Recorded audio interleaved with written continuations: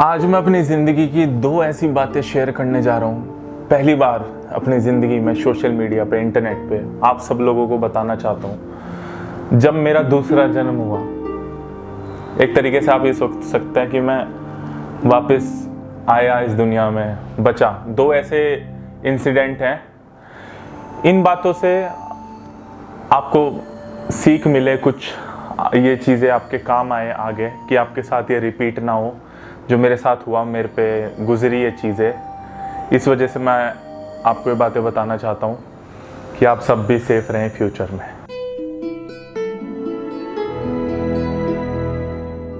2018 की बात है। मैं नॉर्मल दिनों की तरह अपने बैंक की जॉब में जा रहा था, बैंक पे जा रहा था जो जॉब करने, और सुबह मैं गया 9 बजे और शाम हो गई मुझे 6, साढ़े 6 वहाँ पे बज जाते थे। और दिल्ली की बात है, और मैं दिल्ली में अपने घर में जाने लग रहा था वापस। हुआ ऐसे कि उस टाइम मैंने, जब मेरी जॉब लगी थी तो थोड़े दिन हो गए थे, तो मैंने एक मोबाइल लिया था, आईफोन था वो, और उसका पहला अपनी कमाई से मोबाइल लिया था मैंने, और 1 लाख रुपए का था वो। तो शाम के 6 बजे हुए थे और मैं अपने बैंक की जॉब से थका हारा, बहुत ज़्यादा थक जाते हैं सुबह शाम तक 9 घंटे जॉब करने के बाद, तो घर आने लग रहा था मैं वापस। तो मैं फॉर्मल्स में था, टाई वाई लगा के बिल्कुल एकदम बैंक बाबू बन के मैं गाड़ी के अंदर बैठा हुआ था। तो फ़ोन मैंने साइड वाली जो गद्दी होती है कार की, जो सेकंड वाली सीट होती है, मैंने वहाँ पे रख दिया। कोई नहीं था कार के अंदर, मैं ही अकेला था बस। तो एक भीड़ वाला इलाका है। भीड़ वाला इलाका मतलब कि आसपास, जब मैं गाड़ी चला रहा था तो आसपास बहुत ज़्यादा भीड़ थी, और मैं गाड़ी अच्छी चलाता हूँ, मैं ज़्यादा तेज़ नहीं चलाता, और मैं ध्यान रखता हूँ कि किसी को चोट ना पहुँचे, मैं रैश ड्राइविंग ना करूँ। तो मैं नॉर्मल गाड़ी चला रहा था। वहाँ पे तो वैसे ही बहुत ज़्यादा भीड़ भाड़ थी, तो वहाँ तो तेज़ चलाने का कोई मतलब होता ही नहीं है। तो मैं बैठा हूँ आराम से, ऐसे ड्रेस व्रेस पहन के मैं गाड़ी चला रहा हूँ। ऐसे होगी 10-15 की स्पीड होगी, बहुत देर रहती क्योंकि भीड़ थी, आगे ऑटो वाले थे, इधर उधर भीड़ थी। और मैं चलाए जा रहा हूँ, और एक जगह पे आके मेरी गाड़ी की स्पीड हो जाती है 5, 6, 7, इतना धीरे हो जाती है। और एकदम से मेरे जो शीशा, मैं जहाँ बैठा था और इधर वाले जो शीशा था, उस पर कोई पंच मारता है बहुत तेज़ खिंचा के। मैं एकदम से देखता हूँ क्या हो गया। भाई सुबह से शाम का थका हुआ बंदा, दिमाग से भी थक जाता है, शरीर से भी थक जाता है, और घर पहुंचने वाला था, और 1 घंटे का ट्रैवल होता था जॉब से घर का रास्ता, क्योंकि बहुत ज़्यादा भीड़ होती थी। मैं एकदम से देखा क्या हो गया। मैं एकदम से दिमाग हुआ, मैं हल्का सा शीशा नीचे करा, हाँ जी भैया क्या हो गया। तो वो जो बाहर बंदा था वो गाली गलौज करने लगा मेरे साथ, उल्टी सीधी बातें मुझे बोलने लगा। मैंने कहा हुआ क्या बताइए तो आप।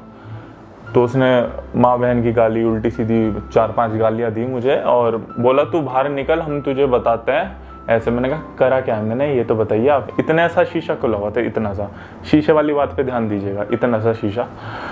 तो वो बोलता कि तूने, हमारी एक छोटी सी लड़की भी थी उसके साथ, एक इतनी सी हाइट, छोटी थी वो हाइट में, और मतलब बच्ची लग रही थी वो, 9-10 साल की होगी। और वो बोल रही थी कि मतलब वो रोने की एक्टिंग कर रही थी, और वो जो लड़का खड़ा था, अंकल थे, वो बड़ी एज में थे, और उन्होंने बोला कि तूने ना हमारी लड़की के पैर पे गाड़ी चढ़ा दी है, और तू बाहर निकल, हम तुझे मारेंगे।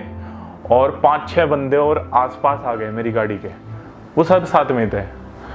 और ऐसे टाइम पे तो भाई कोई भी डर जाएगा, बौखला जाएगा। और मुझे पता था कि मैंने कुछ ऐसे किसी के पैर पे गाड़ी नहीं चढ़ाई है, पता लग जाता है, और मैं आज तक हुआ भी नहीं था ऐसा, और धीरे धीरे गाड़ी चल रही थी। बट फिर भी इतनी ऐसी सिचुएशन हो जाए तो रियल लगती है कि कहीं सच में ना हो गया हो ऐसा, और वो लड़की, छोटी बच्ची रोने लग रही है, उसके पैर पे गाड़ी ना चढ़ गई हो, और 7-8 बंदे खड़े हैं और गाड़ी खुलवाने के लिए बोल रहे हैं, और अब पिटाई होगी और ये होगा। आप अकेले गाड़ी में बैठे हो, सुबह से शाम तक जॉब करके आए हो, थक चुके हो दिमाग से भी शरीर से भी, तो कोई भी बौखला जाएगा।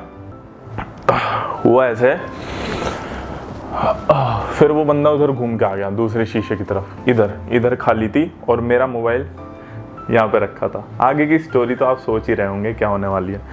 यहाँ पे रखा हुआ था वो 1 लाख वाला मोबाइल, जो मैंने अपनी मेहनत की कमाई से लिया था, और 1 ही महीना हुआ था, और EMI भी थी उसकी। EMI बताओ। तो मैंने हल्का सा शीशा नीचे करा उधर का, तो इधर से इन्होंने पंच मारने शुरू करे। उसके बंदे थे जो उधर 7-8 बंदे थे, इधर से पंच मार रहे, इधर से पंच मार रहे कि शीशा खोल बाहर निकालो, उसे मारते हैं, करते हैं। तो ऐसे टाइम पे दिमाग ना थोड़ा ये हो जाता है कन्फ्यूज़न में कि ओ अब तो पता नहीं क्या होगा। तो इधर वाला शीशा मैंने इतना नीचे करा, अब इधर पंच मारा तो मैंने इधर देखा, उधर वाला मैंने हल्का सा नीचे करा हुआ था।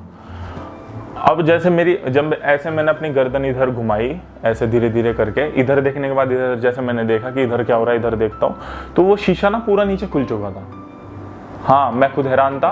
और ऐसे हाथ, उधर से वो बंदा था जो ऐसे हाथ मेरी तरफ आता हुआ, मुझे याद नहीं है उसके हाथ में कुछ चाकू वगैरह कुछ था या ऐसे खाली हाथ था, मेरे याद नहीं है। और वो मेरी तरफ ऐसे आ रहा है और मैं ऐसे हो रहा हूँ। वो मेरा शीशा खोल चुका है गाड़ी का। मतलब इस टाइम ऐसा हो गया था कि मुझे, मेरे दिमाग में कि अब गया, यहाँ तक हाथ आया और फिर यहाँ तक हाथ आया और उधर से भी वो चिल्ला रहे हैं। तो मेरा दिमाग ना इधर उधर भटक गया।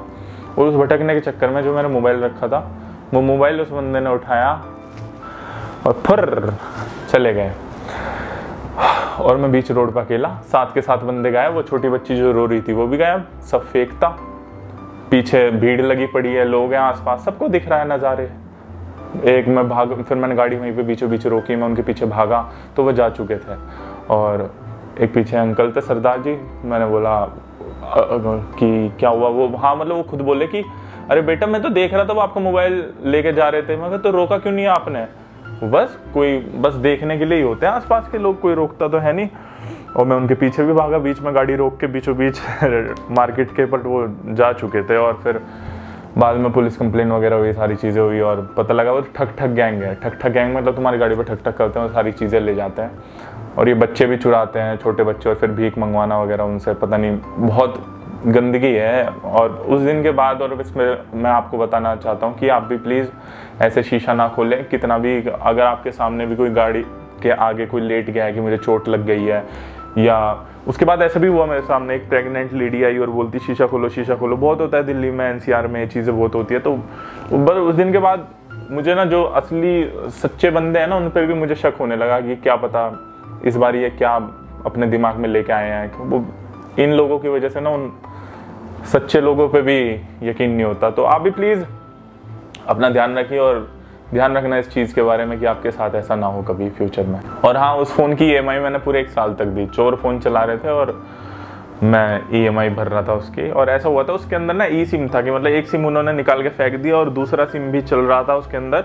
तो मेरे पास दूसरे आईफोन पे लोकेशन आ रही थी, जो मेरा पुराने वाला फ़ोन था उसके पे लोकेशन आ रही थी। और मुझे पता था वो मेरठ की तरफ कहीं पे फ़ोन लेके गए और उधर पुलिस वालों को भी बताया मैंने, बट कोई कुछ नहीं करा किसी ने। अरे हम ढूंढ देंगे आपका फ़ोन, अरे टेंशन मत लीजिए, हम बैठे हैं ना, कुछ नहीं हुआ, बस कहने की बात है। बड़े बड़े अफसरों के फ़ोन गायब हो जाते हैं ऐसे ही, ठग गैंग वाले या कोई ऐसे ले जाते हैं छीन के। अभी एक हमारे घर के साइड में पुलिस वाले अंकल रहते हैं, उनके सोने की चैन ऐसे तोड़ के ले गए उनके वाइफ की, और वो कुछ नहीं, कोई कुछ नहीं कर पाता। बड़ा गलत है।